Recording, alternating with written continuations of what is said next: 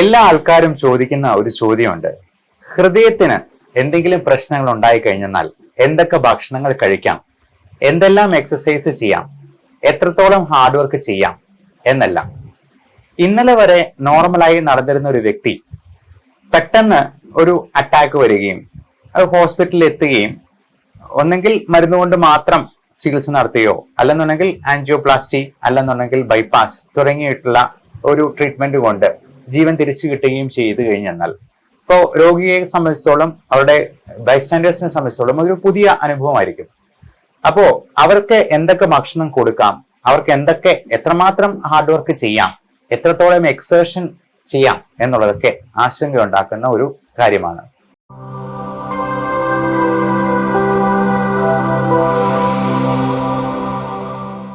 അതുകൊണ്ട് തന്നെ മെഡിക്കൽ പ്രൊഫഷനുള്ള ആൾക്കാര് നിങ്ങളെ സഹായിക്കേണ്ട ആവശ്യകത വളരെ വളരെ ഇമ്പോർട്ടന്റ് ആണ്. അപ്പോ പലരുടെയും കേട്ടറിവുകൾ വെച്ചിട്ട് നമ്മൾ ചികിത്സ നടത്താൻ പോകരുത്.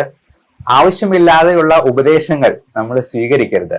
ഇപ്പോ ഹൃദയത്തിന് രണ്ട് തരത്തിൽ പ്രശ്നങ്ങൾ ഉണ്ടാകാം. ഹൃദയത്തിന്റെ പമ്പിങ്ങിന് പ്രശ്നം ഉണ്ടാവുക, അതുകൊണ്ട് ഹാർട്ട് ഫെയിലിയർ ഉണ്ടാവുക. ഇനി ഹൃദയത്തിലേക്കുള്ള കൊറോണറി ആർട്ടറീസ്, അതിന്റെ പുറമേ ഉള്ള രക്തധമനികളിൽ ബ്ലോക്ക് ഉണ്ടാവുക.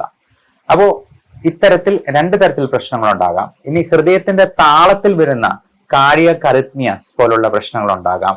എട്രിയൽ ഫ്ലട്ടർ പോലുള്ള അല്ലെങ്കിൽ വെൻട്രിക്കുലർ ഫിബ്രിലേഷൻ പോലുള്ള, അതായത് ഹൃദയം ശരിക്കും സ്പന്ദിക്കാതെ അത് വിറയ്ക്കുന്ന ഒരു അവസ്ഥയിലേക്ക് പോയെന്നാൽ എങ്ങനെ ഇരിക്കും, ഏതാണ്ട് അതുപോലെ അതിന്റെ താളക്രമത്തിൽ പോലും വ്യത്യാസം വരുന്ന രീതിയിലുള്ള പ്രശ്നങ്ങൾ ഉണ്ടാകാം. നമ്മൾ ഒരു രക്തയോട്ടം മരവിപ്പിക്കുന്ന രീതിയിൽ നമ്മൾ ഇപ്പൊ കയ്യിലെയോ കാലിലെയോ ഒക്കെ രക്തം കുറഞ്ഞു പോയി കഴിഞ്ഞിട്ടുണ്ടെന്നുണ്ടെങ്കിൽ അത് ആ അവയവത്തിലേക്ക് രക്തയോട്ടം നിന്നു പോയെന്നാൽ അത് ഒരു ഇൻഫാർക്ഷൻ അല്ലെങ്കിൽ ഹൃദയത്തിന്റെ പേശികളിൽ നാശമുണ്ടാവുകയാണ് ഈ ഹാർട്ട് അറ്റാക്കിൽ സംഭവിക്കുക.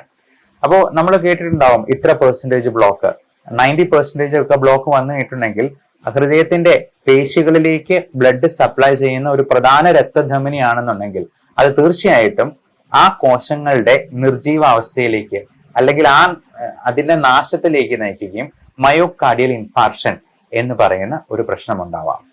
അപ്പൊ മിക്കവാറും ആൾക്കാരൊക്കെ ഇതുപോലെ നെഞ്ചുവേദനയൊക്കെ വന്നാലും അത് ഗ്യാസ് ആണ്, അല്ലെന്നുണ്ടെങ്കിൽ എന്തെങ്കിലും മസിൽ പിടുത്തമാണ്, അല്ലെങ്കിൽ തോളുവേദനയാണ്, അത് ബാക്ക് പെയിൻ ആണ്, ഡിസ്കിന്റെ പ്രശ്നമാണ് എന്നൊക്കെ പറഞ്ഞ് ഗ്യാസിന് മരുന്ന് കുടിക്കുകയോ ഇഞ്ചിയിട്ട് വെള്ളം തിളപ്പിച്ച് കുടിക്കുകയോ ഒക്കെ ചെയ്ത് രാത്രി മുഴുവൻ അവര് വെയിറ്റ് ചെയ്ത് ചിലപ്പോ ഒരു തരത്തിലും രക്ഷയില്ലാന്ന് കാണുമ്പോഴാണ് അവര് മിക്കവാറും ഹോസ്പിറ്റലിൽ വരിക.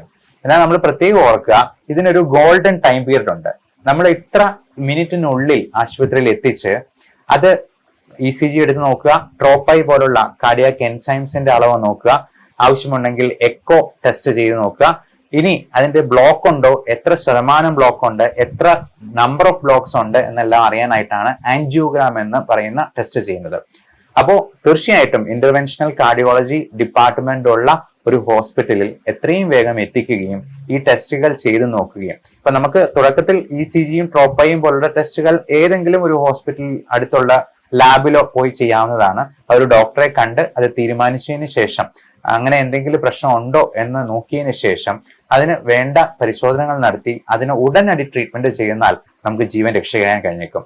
അല്ല എങ്കിൽ ഹാർട്ട് അറ്റാക്ക് വന്നു കഴിഞ്ഞിട്ട് നമുക്ക് ഒരിക്കലും ഹൃദയം നല്ല അവസ്ഥയിലേക്ക് തിരിച്ചു വരാൻ പറ്റില്ല. ഹൃദയം മുടന്തി നടക്കുന്നത് പോലെ അതിന്റെ ആ ഇൻഫാക്ഷൻ സംഭവിച്ചു കഴിഞ്ഞാൽ പ്രശ്നമുണ്ടാകും. അപ്പോൾ നമ്മൾ ഇതിന് ശേഷം ഈ ട്രീറ്റ്മെന്റ് ഒക്കെ കഴിഞ്ഞ് അപ്പോൾ ആരോഗ്യാവസ്ഥയിലേക്ക് തിരിച്ചു വന്നു കഴിഞ്ഞതിന് ശേഷം നമ്മൾ ഗൂഗിളിലോ വാട്സാപ്പ് മെസ്സേജിലോ കിട്ടുന്ന തെറ്റായ അറിവുകളോ ഉപദേശങ്ങളോ, 10ാം ക്ലാസ് പോലും പാസ്സാകാത്ത ആൾക്കാരാണെങ്കിലും ഉപദേശത്തിന് ഫ്രീ ആയിട്ട് കൊടുക്കുന്ന കാരണം അതിന് യാതൊരു കുറവുണ്ടാവില്ല. അപ്പോൾ ഭക്ഷണത്തിലും മരുന്നിലും നമ്മൾ ഒരു തരത്തിലും വിട്ടുവീഴ്ച ഉണ്ടാകരുത്. പലപ്പോഴും സംഭവിക്കുന്നത് ഈ ബ്ലഡ് തിന്നേഴ്സ്, എക്കോസ്പ്രിൻ, ക്ലോപ്പിഡോഗ്രൽ, അട്രോസ്റ്റാറ്റിൻ ഒക്കെയുള്ള മരുന്നുകൾ കുറച്ച് നാൾ കഴിച്ചു കഴിഞ്ഞിട്ട് അവര് തന്നെ അങ്ങ് സ്റ്റോപ്പ് ചെയ്യും. അതെല്ലാം കിഡ്നി അഫക്ട് ചെയ്യുമോ എന്ന് വിചാരിച്ചിട്ട്. വാസ്തവത്തിൽ നമ്മൾ ഇങ്ങനെ ബ്ലോക്ക് ഉണ്ടായിട്ടുള്ള ഒരാള് ഒരു കാരണവശാലും അത് ഡോക്ടറോട് ചോദിച്ചിട്ടല്ലാതെ നിർത്താൻ പാടില്ല എന്നുള്ളതാണ്. കാരണം ഇവർക്ക് വീണ്ടും ബ്ലോക്ക് ഉണ്ടാകാനുള്ള സാധ്യത വളരെ വളരെ കൂടുതലാണ്. അതുപോലെ ഭക്ഷണത്തിൽ ഉള്ള പ്രത്യേകതകൾ നമ്മൾ നിഷ്കർഷകൾ വെക്കേണ്ടത്, മെയിനായിട്ടും ഉപ്പിന്റെ അളവ് പരമാവധി നമ്മൾ കുറച്ച് ഉപയോഗിക്കുക എന്നുള്ളതാണ്. പ്രത്യേകിച്ചും BP, കൊളസ്ട്രോൾ പോലുള്ള പ്രശ്നങ്ങൾ ഉണ്ടാക്കാതെ അത് നിയന്ത്രിച്ച് നിർത്താനായിട്ട് നമ്മൾ തീർച്ചയായിട്ടും ബിപിയുടെയും കൊളസ്ട്രോളിന്റെയും മരുന്നുകൾ കൃത്യമായിട്ട് കഴിക്കുകയും വേണം. ഉപ്പിന്റെ അളവ് അത് ഇത്ര ഗ്രാം കുറച്ചെന്നാൽ പോലും കൃത്യമായിട്ട് ബിപിയിൽ കൺട്രോൾ വരാം എന്നുള്ളതാണ്. അതുപോലെ പൊട്ടാസ്യത്തിന്റെ അളവ് ഒത്തിരി കൂടിപ്പോയെന്നാൽ കാർഡിയാക് റിതം അബ്നോർമാലിറ്റീസ് ഉണ്ടാകും, അറിത്മിയാസ് ഉണ്ടാകും. പൊട്ടാസ്യം കൂടിപ്പോയി കഴിഞ്ഞാൽ ഇപ്പൊ നമ്മുടെ നാട്ടിലൊക്കെ ഒരു സ്ഥിരം കാഴ്ചയാണ്, ക്ഷീണം വന്നു കഴിഞ്ഞാൽ ഉടനെ തന്നെ കരിക്കും വെള്ളം കൊടുക്കും. കരിക്കും വെള്ളം നല്ലതാണ്, ഒരുപാട് പോഷക സമൃദ്ധമാണ്, പക്ഷെ അതിൽ ഒരുപാട് പൊട്ടാസ്യം അടങ്ങിയിട്ടുണ്ട്. അപ്പൊ കിഡ്നിക്ക് പ്രശ്നമുള്ളവരോ ഹാർട്ടിന് പ്രശ്നമുള്ളവരോ ഒക്കെ 2-3 കരിക്ക് ഒരുമിച്ച് കുടിച്ചെന്നാൽ തന്നെ പൊട്ടാസ്യത്തിന്റെ അളവ് കൂടുകയും കാർഡിയാക് അറിത്മിയാസ് ഉണ്ടാക്കുകയും ചെയ്യും. അപ്പോ ഓരോ സ്ഥലത്തിലെയും ഭക്ഷണ രീതികൾ നമ്മൾ അതാത് സ്ഥലത്തെ രോഗികളോട് അവരുടെ ഭാഷയിൽ തന്നെ പറഞ്ഞു കൊടുക്കേണ്ടതായിട്ട് വരും. അതുപോലെ അവർക്ക് കഴിക്കാൻ കിട്ടുന്ന സാധനങ്ങൾ എന്തൊക്കെയാണ്, അവരുടെ സാഹചര്യങ്ങൾ എന്തൊക്കെയാണെന്ന് നോക്കി വേണം അത് പറഞ്ഞു കൊടുക്കാൻ. ചിലർക്ക് ഉണക്കമീൻ ഭയങ്കര ഇഷ്ടമാണ്, ചിലർക്ക് പപ്പടം ഭയങ്കര ഇഷ്ടമാണ്. ഇതിലൊക്കെ ഒരുപാട് തരത്തിലുള്ള ഉപ്പ്, ലവണ പദാർത്ഥങ്ങൾ അടങ്ങിയിട്ടുണ്ട്. മാത്രമല്ല ഈ ഉണക്കമീൻ ഉണ്ടാക്കുന്നത് വളരെ മലിനമായ സാഹചര്യങ്ങളാണ്. അതിലെ വെള്ളമൊക്കെ എന്ന് പറഞ്ഞാൽ വളരെ മലിനമായിട്ടുള്ള ചീഞ്ഞ മീനൊക്കെ ആയിരിക്കും നമ്മൾ ഈ ഉപ്പിട്ട് ഉണക്കി വെച്ച് ഉപയോഗിക്കുന്നത്. അങ്ങനെയുള്ള സാധനങ്ങൾ കഴിക്കുന്നത് നമുക്ക് ഹൃദയത്തിന് മാത്രമല്ല എല്ലാ തരത്തിലും പ്രശ്നങ്ങൾ ഉണ്ടാക്കും എന്നുള്ളത് പ്രത്യേകം മനസ്സിലാക്കിയിരിക്കണം. അതേപോലെ തന്നെ നമ്മൾ ഈ ധാന്യാഹാരങ്ങൾ കഴിക്കുമ്പോൾ എപ്പോഴും നല്ല പോളിഷ്ഡ് ആയിട്ടുള്ള റൈസ് കഴിക്കുന്നതിന് പകരം നല്ല രീതിയിൽ തവിടടങ്ങിയിട്ടുള്ള പാലക്കാടൻ മട്ട പോലുള്ള ചുവന്ന അരി കഴിക്കാനായിട്ട് നോക്കുക. അതുപോലെ ഈ മില്ലറ്റ്സ് വിഭാഗത്തിൽപ്പെടുന്ന നല്ല തവിടുള്ള തരത്തിലുള്ള ധാന്യങ്ങളിലേക്ക് മാറുന്നത് കൂടുതൽ നല്ലതായിരിക്കും. അത് പോഷക സമൃദ്ധമാണ്. ഇപ്പൊ മില്ലറ്റ്സ് വിഭാഗത്തിൽപ്പെടുന്ന റാഗി, ചോളം തുടങ്ങിയ തിന പോലുള്ളതൊക്കെ നമ്മൾ അത് പക്ഷികൾക്ക് കൊടുക്കുന്നതൊക്കെയാണെന്ന് പറഞ്ഞ് കളിയാക്കും. പക്ഷെ ഇന്ന് എല്ലാവർക്കും അറിയാം വളരെ പോഷക സമൃദ്ധമായിട്ടുള്ള മില്ലറ്റ്സ് നമുക്ക് അത് സ്നാക്സ് ആയിട്ടുള്ള ബിസ്ക്കറ്റ് ആയിട്ടുള്ള രൂപത്തിൽ വേണമെങ്കിലും കിട്ടും. അതുപോലെ ഫൈബർ കണ്ടന്റ് നല്ല കൂടുതലാക്കാൻ വേണ്ടി ഇപ്പോ നല്ല പച്ചക്കറികളും പഴങ്ങളും അധികം മധുരമില്ലാത്ത ഫ്രക്ടോസ് കണ്ടന്റ് ഒരുപാട് നമ്മൾ കൂടിയുള്ള ഫ്രൂട്ട്സ് കഴിക്കുമ്പോഴത്തേക്കും ഷുഗർ കൂടാനുള്ള സാധ്യതയുണ്ട്. ഡയബറ്റിസ് എന്ന് പറയുന്നത് അതുകൊണ്ട് തന്നെ അറ്റാക്കിന്റെ റിസ്ക് 5 ടൈംസ് എങ്കിലും കൂടുകയാണ് ചെയ്യുന്നത്. അപ്പോൾ പ്രമേഹവും ബിപിയും കൊളസ്ട്രോളും ഒക്കെ നല്ല കൃത്യമായ കൺട്രോളിൽ കൊണ്ടുവരാനായിട്ട് ശ്രദ്ധിക്കുക. വറുത്തത് പൊരിച്ചത് പരമാവധി ഒഴിവാക്കുക. ഇനി ഷാലോ ഫ്രൈ ആയിട്ടുള്ളതാണെങ്കിലും പിന്നെയും കുഴപ്പമില്ല. ഡീപ് ഫ്രൈ ആയിട്ടുള്ള മുക്കി പൊരിച്ചിട്ടുള്ള സാധനങ്ങൾ, നമ്മൾ മീനൊക്കെ മുക്കി പൊരിച്ചിട്ടുള്ള സാധനങ്ങൾ കഴിക്കുക, പഴംപൊരി പോലുള്ള സാധനങ്ങൾ, വട, ഇതെല്ലാം ഒരുപാട് നല്ല തരത്തിലുള്ള എണ്ണ അബ്സോർബ് ചെയ്തിട്ടുള്ളതാണ്. അത് ഒരുപാട് കാലറി കൂട്ടുകയും അത് തന്നെ നമുക്ക് ഒത്തിരി പ്രശ്നങ്ങൾ ഉണ്ടാക്കുകയും ചെയ്യും. അതുപോലെ പാലിന്റെ ഉപയോഗം, നമ്മൾ ഒരുപാട് തരത്തിൽ പാല് അലർജി ഉണ്ടാക്കുന്നവരുണ്ട്. ലാക്ടോസ് ഇൻടോളറൻസ് ഒരുപാട് പേർക്കുണ്ട്. നമുക്കറിയാം പശുക്കുട്ടി തന്നെ ഒരു പ്രായം കഴിഞ്ഞിട്ട് അമ്മയുടെ അടുത്ത് പാല് കുടിക്കാൻ ചെന്നിട്ടുണ്ടെങ്കിൽ പശു തൊഴിച്ചു വിടും. അപ്പോ നമ്മള് ജീവിതാവസാനം വരെ പാല് കുടിച്ച് ജീവിക്കുന്ന ഒരേ ഒരു ജീവി മനുഷ്യൻ മാത്രമാണെന്ന് പറയാം. അതുപോലെ മലശോധന നല്ല കൃത്യമായിട്ടായിരിക്കാൻ നല്ലപോലെ പച്ചക്കറികളും പഴങ്ങളും കഴിക്കുക. നമ്മള് രാവിലെ എണീക്കുമ്പോ തന്നെ കടുപ്പത്തില് നല്ല മധുരവും പാലും ഒക്കെ ഇട്ട് കാപ്പി കുടിക്കുന്നതിന് പകരം, ചായ കുടിക്കുന്നതിന് പകരം ആദ്യമേ തന്നെ 3 ഗ്ലാസ് ചെറു ചൂടുവെള്ളം കുടിക്കുക. നമ്മൾ ഒരുപാട് കോൺസ്റ്റിപ്പേറ്റ് ചെയ്യുമ്പോൾ, ഒരുപാട് മലം പോകാനായിട്ട് സ്ട്രെയിൻ ചെയ്യുമ്പോൾ അത് തന്നെ ഹൃദയത്തിന് പോലും പ്രശ്നങ്ങൾ ഉണ്ടാക്കുന്നുണ്ട്.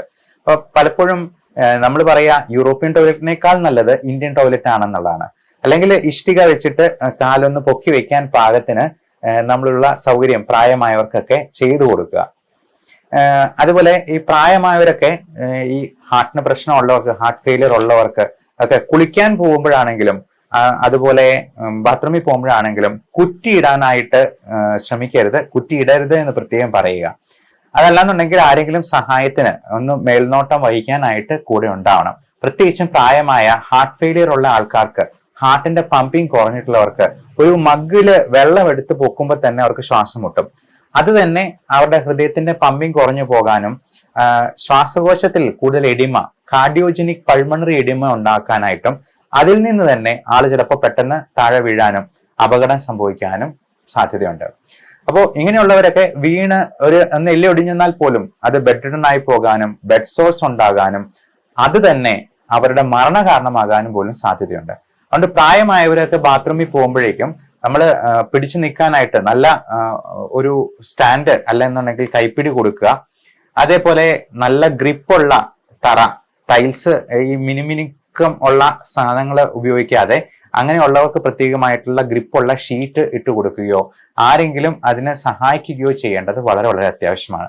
അതുപോലെ കുളിക്കുമ്പോഴാണെങ്കിലും ഒരു പ്ലാസ്റ്റിക് കസേര ഇട്ട് ഇരുന്നുകൊണ്ട് കുളിക്കാനായിട്ട് ശ്രദ്ധിക്കുക. നമ്മൾ ടോയ്ലറ്റിൽ പോകുമ്പോഴാണെന്നുണ്ടെങ്കിലും ഒരാളെ സഹായിക്കാനായിട്ട് നിന്ന് കൊടുക്കുക. നമ്മൾ ഒറ്റ കൈ കാലയിൽ ബാലൻസ് ചെയ്തുകൊണ്ട് അടിവസ്ത്രം ഇടാനായിട്ടോ അല്ലെങ്കിൽ നമ്മൾ ഡ്രസ്സ് ഇടാനായിട്ടോ ഒക്കെ ശ്രമിക്കരുത്. അങ്ങനെ ചെയ്യുമ്പോഴത്തേക്കും ബാലൻസ് തെറ്റി താഴെ വിടാനുള്ള സാധ്യതയുണ്ട്. അപ്പൊ ഇങ്ങനെയുള്ളവർക്കൊക്കെ ഇപ്പൊ നമ്മൾ 6ഉം 60ഉം ഒരുപോലെ എന്ന് പറയുന്നത് പോലെ നമ്മൾ ഇത്രയും പ്രായമായവരെ നമ്മളൊരു കൊച്ചുകുട്ടിയെ പോലെ തന്നെ പരിചരിക്കണം എന്നുള്ളതാണ്. അവര് ഇപ്പം സോപ്പ് തറയിലുണ്ടെങ്കിലോ അല്ലെന്നുണ്ടെങ്കിൽ ഒന്ന് ബാലൻസ് തെറ്റിപ്പോയെന്നാലോ താഴെ വീഴും. താഴെ വീണെന്നാൽ ഉറപ്പായിട്ടും ഒരു ഫ്രാക്ചർ ഉണ്ടാകും. ഒരു ലോങ് ബോൺ ഫ്രാക്ചർ ഉണ്ടായെന്നാൽ ഉറപ്പായിട്ടും അത് മരണത്തിലേക്ക് നീളാനായിട്ടുള്ള എല്ലാ സാധ്യതകളും ഉണ്ട്. കാരണം അത് ബെഡ് റിഡൻ ആയിട്ട് അത് പിന്നെ ബെഡ് സോർ ആകും, അതിന്റെ കോംപ്ലിക്കേഷൻ ഉണ്ടാകും, തുടങ്ങിയവ എല്ലാം കൊണ്ട് ഈ പറഞ്ഞ കോംപ്ലിക്കേഷൻസ് ഉണ്ടാകാം. അതുപോലെ ബൈപ്പാസ് സർജറി കഴിഞ്ഞവർക്ക്, ആൻജിയോപ്ലാസ്റ്റി കഴിഞ്ഞവർക്ക്, ഇപ്പം ICU വെന്റിലേറ്ററിലൊക്കെ കിടക്കേണ്ടി വന്നിട്ടുള്ളവർക്ക് ഫിസിയോതെറാപ്പിയും ഇതിന്റെ റീഹാബിലിറ്റേഷൻ പ്രൊസീജിയറും വളരെ വളരെ പ്രധാനമാണ്. ഇപ്പം എല്ലാവർക്കും സംശയമാണ് എപ്പോഴാണ് ഇനി ജോലിക്ക് പോകാൻ പറ്റുക എന്നുള്ളത്. 50-60 വയസ്സൊക്കെ കഴിഞ്ഞിട്ടുള്ളവർക്ക് ഇപ്പം ആൻജിയോപ്ലാസ്റ്റി കഴിഞ്ഞാൽ 2 ദിവസം കഴിയുമ്പോൾ തന്നെ ഡിസ്ചാർജ് ചെയ്യും. പക്ഷേ നമ്മൾ ആൻജിയോപ്ലാസ്റ്റി കഴിഞ്ഞിട്ടും നമ്മൾ കുറച്ച് ആഴ്ചകൾ കഴിയുന്നത് വരെയെങ്കിലും നമ്മൾ അത് ആ റീഹാബിലിറ്റേഷൻ പ്രൊസീജിയറും എല്ലാം കറക്റ്റായിട്ട് നടത്തുകയും ശാസ്ത്രീയമായിട്ടുള്ള നിർദ്ദേശം അനുസരിച്ച് അതിനുള്ള എക്സസൈസുകൾ പതിയെ നടത്തുക. അത് നടക്കുന്ന ജോലികൾ പിന്നെ അതിനുശേഷം സ്റ്റെപ്പ് പതുക്കെ കയറുക, ലളിതമായ വ്യായാമങ്ങളിൽ നിന്ന് തുടങ്ങുക. അങ്ങനെ അത് റൊട്ടീനായിട്ട് അത് ചെയ്ത് പതിയെ കൂട്ടിക്കൊണ്ടുവന്ന് പഴയ ആരോഗ്യത്തിലേക്കും ജീവിതത്തിലേക്കും തിരിച്ചു പോകാനായിട്ട് നമുക്ക് ശ്രമിക്കാം. സാധാരണക്കാരന് മനസ്സിലാവുന്ന ഭാഷയിൽ തന്നെ അത് പറഞ്ഞു കൊടുത്ത് രോഗിയുടെ ബൈസ്റ്റാൻഡേഴ്സും കൃത്യമായിട്ട് കൂടെ നിന്ന് അത് ചെയ്യുക. പിന്നെ ഇതുപോലുള്ള ഇൽനെസ് ഒക്കെ ഒരുപാട് ഡിപ്രസിംഗ് ആണ്. ഈ മെന്റൽ സ്ട്രെസ് കൂടുന്നത് തന്നെ അപ്പൊ ആൾക്ക് ജോലിക്ക് പോകാൻ പറ്റുന്നില്ല, എന്തെങ്കിലും കടബാധ്യതകളോ EMI അടയ്ക്കാനോ ഒക്കെ ഉണ്ടെന്നുണ്ടെങ്കിൽ ജോലിക്ക് പോകാൻ പറ്റാത്തതിന്റെ ടെൻഷൻ ഒരു ഭാഗത്ത്, പൈസ ചിലവാകുന്നു എന്നുള്ളതിന്റെ വേറൊരു ടെൻഷൻ, പിന്നെ ഉറക്കമില്ലായ്മ, മരുന്നുകളൊക്കെ കഴിക്കേണ്ടി വരുന്നു എന്നുള്ളതിന്റെ ഒരു ഡിപ്രഷൻ വേറെ. അപ്പോൾ ഇങ്ങനെയുള്ള കാര്യങ്ങളൊക്കെ കൊണ്ട് തന്നെ ഈ സ്ട്രെസ് ഫാക്ടർ കൂട്ടുകയും ഇത് ഓക്സിഡേറ്റീവ് സ്ട്രെസ് തന്നെ ഫ്രീ റാഡിക്കൽസിന്റെ പ്രവർത്തനം ഉണ്ടാക്കുകയും അത് തന്നെ കൂടുതൽ BP-യും ഷുഗറും കൊളസ്ട്രോളും ഒക്കെ കൂടാനും വീണ്ടും അറ്റാക്ക് ഉണ്ടാകാനും ഒക്കെ കാരണമാകാറുണ്ട്. അതുകൊണ്ട് ഇങ്ങനെ മെന്റൽ സ്ട്രെസ് ഉണ്ടാകുമെന്ന് കണ്ടറിഞ്ഞ് അവർക്ക് ഇച്ചിരി ദേഷ്യമൊക്കെ കൂടുതലായിരിക്കും, അഡ്ജസ്റ്റ് ചെയ്യാനൊക്കെ ഇച്ചിരി ബുദ്ധിമുട്ടായിരിക്കും. അപ്പൊ അത് കണ്ടറിഞ്ഞ് പെരുമാറുക എന്നുള്ളത് കുടുംബത്തിലെ മറ്റ് അംഗങ്ങളുടെയും ഉത്തരവാദിത്തമാണ്. അവരുടെയും കൂടെ സഹകരണം ഉണ്ടെങ്കിലേ നമുക്ക് രോഗിയെ പൂർണ്ണ ആരോഗ്യത്തിലേക്ക് തിരിച്ചു കൊണ്ടുവരാനായിട്ട് കഴിയുള്ളൂ. അപ്പോൾ ഇങ്ങനെയുള്ള ഹൃദയത്തിന്റെയും ശ്വാസകോശത്തിന്റെയും functioning, heart and lungs are made for each other എന്നാണ് പറയാ. ഇതിന് രണ്ടിന്റെയും പ്രവർത്തനം ഒരുമിച്ച് വന്നാൽ മാത്രമേ നമുക്ക് നല്ല രീതിയിൽ ഡെയിലി ആക്ടിവിറ്റീസ് ചെയ്യാൻ പറ്റുള്ളൂ. അതുപോലെ ഹൃദയത്തിന് ഒരു പ്രശ്നം വന്നാൽ അത് ശ്വാസകോശത്തെ അഫക്ട് ചെയ്യും. കാർഡിയോജനിക് പൾമണറി എഡിമ എന്ന് പറയുന്നത് അത് തന്നെയാണ്. അപ്പം ഭാര്യ ഭർത്താക്കന്മാരെ പോലെ മെയ്ഡ് ഫോർ ഈച്ച് ആയിട്ടുള്ള ഈ 2 അവയവങ്ങളെയും നമ്മൾ വളരെയധികം കരുതലോടെ നമ്മൾ കാത്തു സൂക്ഷിക്കണം. അല്ല എന്നുണ്ടെന്നുണ്ടെങ്കിൽ ഒരെണ്ണം പ്രവർത്തനം നിർത്തിയെന്നാൽ മറ്റേതിനെയും കാലക്രമേണ അത് അഫക്ട് ചെയ്യും. മരണം സംഭവിക്കുന്നതിന്റെ പ്രൈമറി കോസ് 90% ഡെത്തും കാർഡിയോ പൾമണറി അറസ്റ്റ് കൊണ്ടാണ്. ബാക്കി 10% മാത്രമാണ് ബ്രെയിൻ ഡെത്ത് കൊണ്ടുണ്ടാകുന്നത്. ബ്രെയിൻ ഡെത്ത് സംഭവിച്ചിട്ടുള്ള ഓർഗൻസ് ആണ് നമ്മൾ ഡൊണേറ്റ് ചെയ്യാനായിട്ട് ഓർഗൻ ട്രാൻസ്പ്ലാന്റേഷന് വേണ്ടി ഉപയോഗിക്കുക. 90% കാർഡിയോ പൾമണറി അറസ്റ്റ് എന്നുള്ളതാണ് പ്രൈമറി കോസ് ഓഫ് ഡെത്ത് ആയിട്ട് ഡോക്ടർമാരാണെങ്കിലും ഡെത്ത് സർട്ടിഫിക്കറ്റിൽ എഴുതുക. അപ്പോ ഇതിന്റെ 2 അവയവങ്ങളുടെയും ആരോഗ്യം സംരക്ഷിച്ച് നിർത്തുക. Health is a biggest luxury in life. എല്ലാവർക്കും നല്ല ആരോഗ്യം ഉണ്ടാവട്ടെ. Love and regards doctor Bipin Jose, Pulma medical centre, Pala, Kanjirappally and Sultan Bathery.